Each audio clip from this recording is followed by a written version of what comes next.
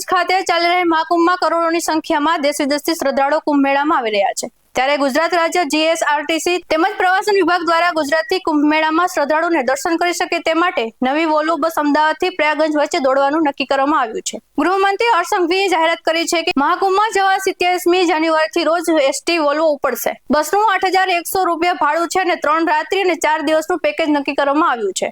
આ ઉપરાંત અમદાવાદથી પણ 2 ટ્રેનો ઉપડે છે। અમદાવાદ પટના એક્સપ્રેસ અમદાવાદ જંકશનથી રાત્રે 9:50 વાગે ઉપડશે અને બીજા દિવસે રાત્રે 8:20 વાગે પ્રયાગંજ ચેઓકી જંકશન પહોંચશે। આ દરમિયાન મુસાફરીનો સમય આશરે 22 કલાક 30 મિનિટનો રહેશે। આ ટ્રેનમાં સ્લીપર ક્લાસનું ભાડું 565 અને એસી 3 ટાયરનું ભાડું 1,510 અને એસી 3 ટાયરનું ભાડું 2,180 છે। જ્યારે સાબરમતી એક્સપ્રેસ અમદાવાદ અને વારાણસી વચ્ચે 4 દિવસની સપ્તાહી ટ્રેન છે। આ ટ્રેન અમદાવાદ જંકશનથી રાત્રે 11:10 વાગે ઉપડશે અને બીજા દિવસે રાત્રે 10:15 વાગે વારાણસી જંકશન પહોંચશે।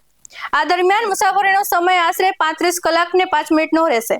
આ ટ્રેનમાં સ્લીપર ક્લાસનું ભાડું 650, એસી 3 ટાયરનું ભાડું 1,655 અને એસી 2 ટાયરનું ભાડું 3,020 છે।